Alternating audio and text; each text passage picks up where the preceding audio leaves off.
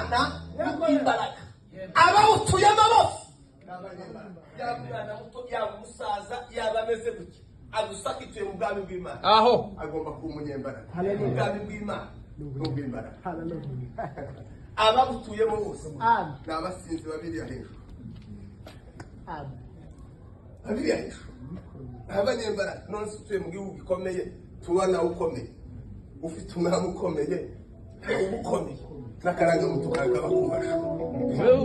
abana bose b'Imana n'abanyembaraga amen ubwami bw'Imana Nubwimbaraga Bibiliya ivuga ngo Nubwimbaraga ijambo rya kabiri iravuga ngo Nubw'amahoro umuntu wese utagira amahoro haba mu bwami bw'Imana kuko ubwami bw'Imana n'ubw'amahoro Yesu ni umwami w'amahoro ni ukuvuga ngo iyo agutuyemo amahoro agomba kubaho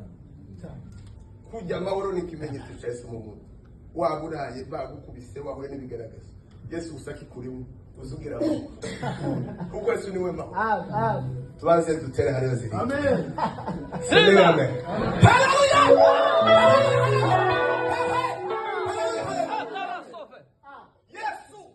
Yesu yakubereye Yesu ni umwami w'amahoro nimba ndimo ngomba kugira amahoro y'umwami Yesu haleluya niba Yesu ari umusa nimba ndimo ngomba kuba mwumva nimba Yesu ari inzira y'ubugingo mba mu bugingo niba Yesu ari igitare nubatse ku gitare Yesu ni Kristo ni Kristo muri twe nta bindi bisobanuro bizagaragaza z'umukristo ni Kristo muri twe kandi yaraneshe mukayageza kuma ngo Yesu yonebwa Yesu yonebwa ese mwembe Yesu muzamona yonebwa Yesu yoja mutegeke mukarambwira ngo se ne gutintege yaje kwinjira na Yesu nawe ukanebwa mukarambwira ngo mutazanebwa Yesu atakiriko kuko yonebwa amen ariko mwumva ikintu Yesu yabwiye Petero yamubwiye ngo Satani yabasabye ngo abagosore niba mwambere Satani azamuja kuma tinkeneye naka mugosore gato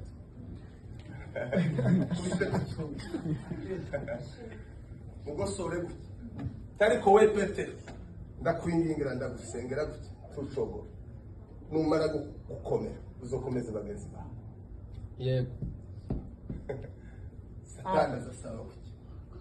kuko umuntu ahura n'ibigaragazo muri cyo bitatu ikintu cya mbere kiza kigaragaza umuntu ni isezerano ryonyine ngo rizarigaragaza umuntu Yosefu niryo ryamugaragaje kandi inzira yo kugira ngo Yosefu azagere ku nzozi ze inzira yo kugira ngo azabigere ijya mbere kwari ukwangwa na bene se inzira nyine yo kuja amasezerano niyo inzira yo kugira ngo azagere ku isezerano inzira yego nuko bene se babanza bakamwanga niyo yari inzira bakamugurisha akaja mu Potifari akaja muri gereza yagera muri gereza gahura na network isezerano ryonyine rizarigaragaza umuntu waje utawagira byonyine rizari kugaragaza haleluya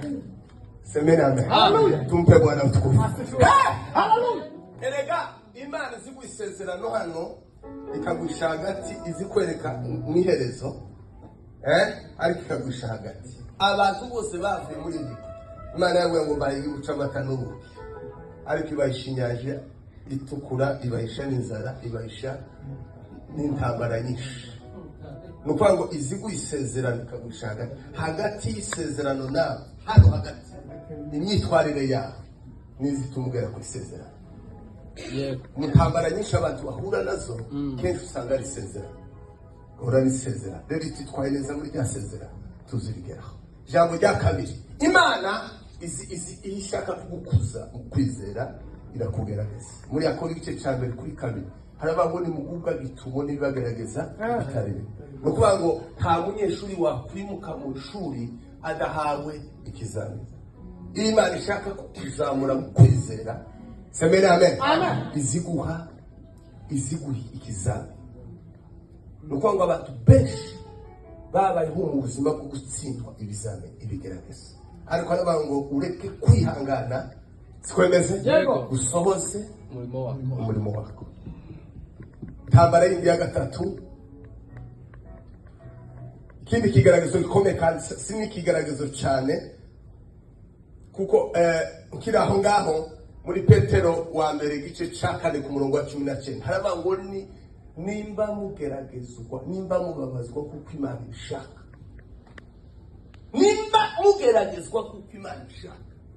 Imana ikakugerageza. Mureke mbabwire, abantu bose bazakurikira umwami Yesu bagomba guca aho Yesu yaciye. Nimba Yesu yarakubiswe, abamwizera bazakubitwa. Nimba Yesu yaratutse, abazamwizera bose bazatukwa. Nimba Yesu yarababasha, abamwizera bose bazababaswa. Nimba Yesu yaraciriwe amacandwe, ari umwana w'intama w'Imana. Nimba Yesu yaraza,